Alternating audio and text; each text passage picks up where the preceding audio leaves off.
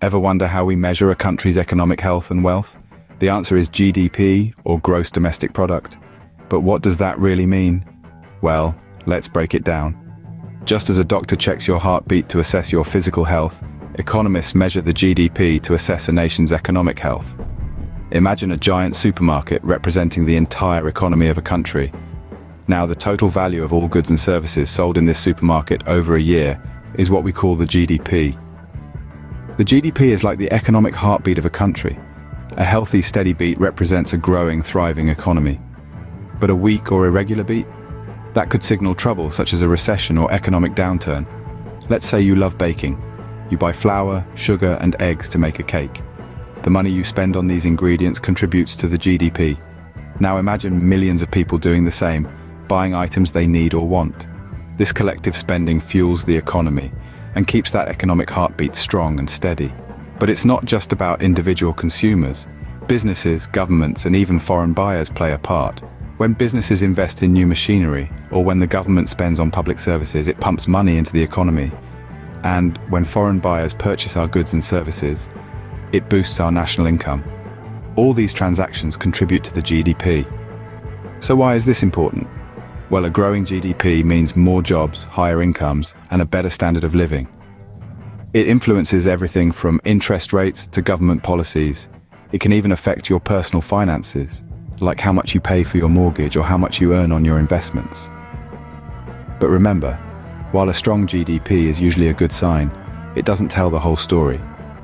It's like checking your heartbeat, but ignoring other vital signs like blood pressure or temperature. That's why economists look at other indicators as well, like unemployment rates or inflation. So, in essence, GDP is the economic heartbeat of a country. It's a vital tool that helps us understand the health and direction of an economy. But like any tool, it's not perfect and should be used in conjunction with other measures to get the full picture. Now let's dive into what GDP really means. Gross domestic product, or GDP, is a term that we often come across in economic news, financial reports, and political discussions. But what exactly is it? Simply put, GDP is the total monetary value of all goods and services produced within a country's borders in a specific time period. Sounds pretty straightforward, right? But let's break it down a bit more. Picture a country as a giant factory. Every day, this factory churns out a variety of goods, from cars to cornflakes and services, from haircuts to heart surgeries. Now, if we were to put a price tag on each of these goods and services and add them all up, we would get the GDP. It's essentially the total bill for everything that this factory produces. Now you might be thinking, why should I care about the GDP? Well, the GDP is a crucial indicator of a country's economic health. It gives us a snapshot of how well the factory is doing. Is it producing more than before? Is it slowing down? These are important questions that the GDP can help answer. Think of it like a score in a football game. Just as the score gives us an idea of which team is leading, the GDP gives us an idea of how a country's economy is doing compared to others. The higher the GDP, the better the economy is performing. But it's not just about competition. The GDP also impacts you directly. It influences everything from the interest rates on your savings account to the prices at your local supermarket. It even affects government policies on issues like healthcare and education. So, the next time you come across the term GDP, you'll know that it's more than just a financial buzzword. It's a vital measure of our economic performance, our standard of living, and our overall quality of life. In short, GDP is the total value of everything produced by all the people and companies in a country. But what exactly does GDP consist of? Let's break it down. Gross domestic product, or GDP, is made up of 4 key components: consumption, investment, government spending, and net exports. Each of these parts plays a crucial role in determining a country's overall economic output. Let's take a closer look at each of these components. First up, we have consumption. This is the largest component of GDP and refers to all the goods and services bought by households in a country. From your morning coffee to the latest smartphone, all of your purchases are part of this component. It's the retail therapy you indulge in, the groceries you buy, the movie tickets you purchase. All these contribute to consumption. Next, we have investment. This is not just about financial investments like stocks and bonds, but also includes businesses investing in equipment, buildings, and other capital goods. For instance, when a company decides to build a new factory or a restaurant buys a new oven, these are considered investments. Thirdly, there's government spending, which is exactly what it sounds like. It includes all the expenditures made by the government on things like infrastructure, public services, and military spending. When your local council builds a new park or the government funds a space exploration mission, it's all part of government spending. Lastly, we have net exports, which is the difference between what a country exports and what it imports. If a country exports more than it imports, it has a positive net export. For example, if a car manufacturer in your country sells more cars overseas than it buys parts from abroad, it's contributing positively to net exports. It's important to remember that these four components are interconnected. For example, an increase in government spending might lead to more consumption as people have more money to spend. Similarly, a rise in investment could lead to more jobs, which could in turn lead to higher consumption. So these four components together give us the GDP of a country. Now that we know what makes up GDP, how do we calculate it? Well, the calculation is not as hard as it may seem. Remember the components we discussed earlier: consumption, investment, government spending, and net exports. That's right, these four components make up the formula for calculating GDP. Simply stated, GDP equals consumption plus investment plus government spending plus net exports. Or for those who love equations, GDP equals C plus I plus G plus X minus M. Let's take a deeper dive into this GDP equation. The C represents all private consumption or consumer spending in a nation's economy. This includes everything from the groceries and new shoes you bought last week to the car your neighbor just purchased. Next in line is I, which stands for investment made by industry. This includes construction of a new mine, purchase of software, or purchase of machinery and equipment for a factory. Investment in the context of GDP does not mean purchases of financial products. Rather, it means investments in physical assets. The G stands for government spending. This includes spending by all levels of government on goods and services. For example, salaries of public servants, purchase of weapons for the military, or any investment expenditure by a government department. Lastly, X minus M represents net exports. That's exports minus imports, or the net spending on foreign goods. If a nation exports more than it imports, this will be a positive number. If it imports more than it exports, it will be a negative number. Now, let's run a quick sample calculation. Suppose in an imaginary economy, consumption was $2 trillion, investment was $3 trillion, government spending was $4 trillion, and net exports was $1 trillion. In this case, GDP would be 2 plus 3 plus 4 plus 1, which equals $10 trillion. And that's how we calculate GDP. It's simpler than it looks, isn't it? But wait, there's more to GDP than just one type. Yes, in the world of economics, we deal with not one but two types of GDP, nominal GDP and real GDP. Let's start with nominal GDP. It's pretty straightforward.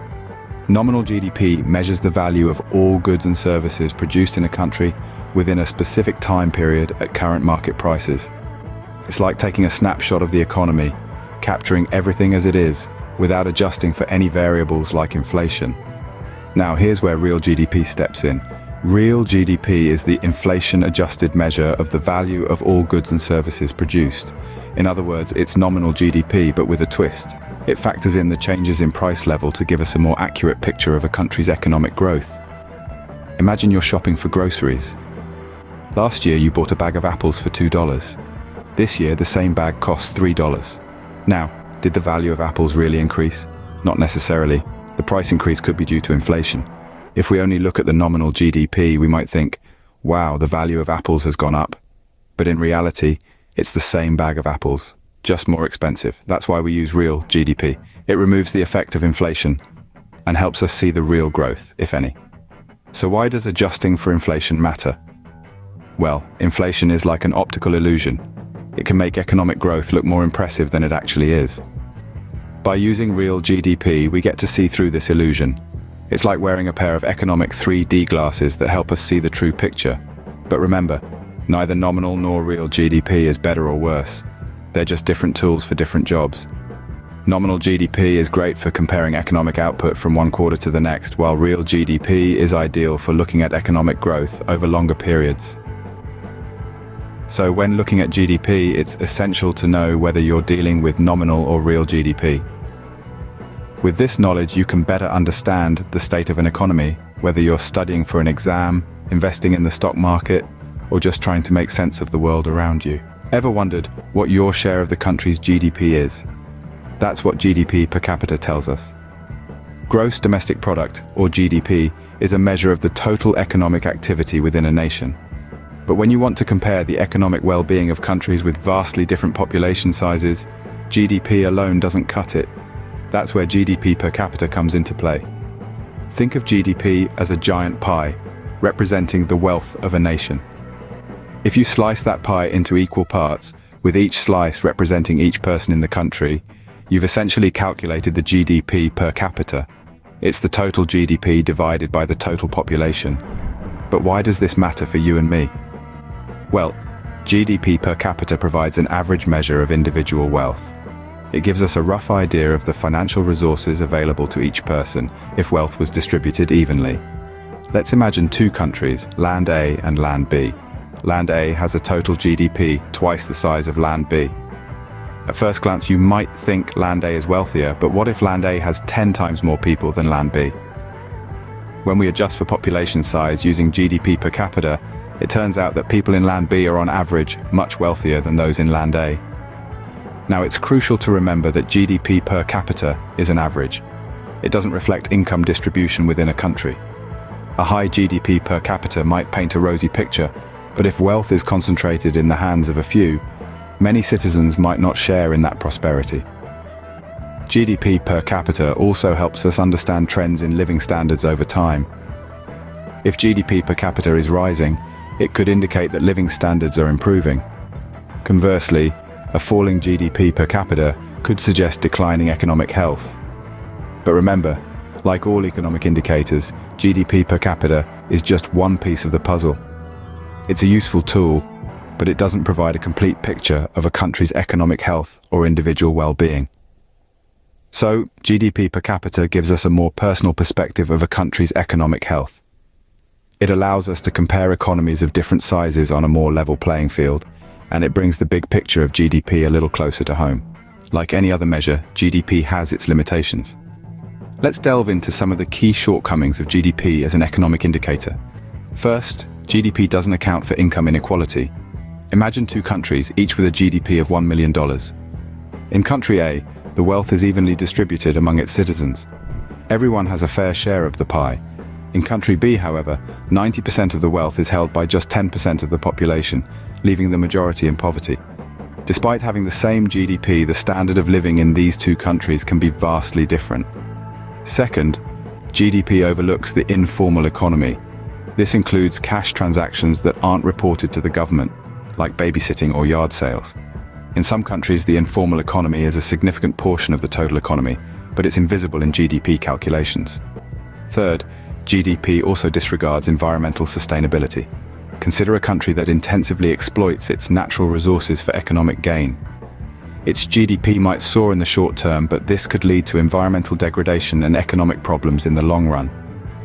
Finally, GDP focuses solely on tangible goods and services. It doesn't consider factors that contribute to the quality of life, like leisure time, access to education, and overall happiness. Think of a country where people work long hours to produce a high GDP, but they have little time for leisure or personal development. Is this country truly better off? To illustrate, let's look at Bhutan. Instead of GDP, Bhutan measures its success through gross national happiness. This holistic approach considers economic, environmental, and social factors to gauge the nation's well-being. In a nutshell, GDP provides a snapshot of a country's economic performance, but it doesn't capture everything.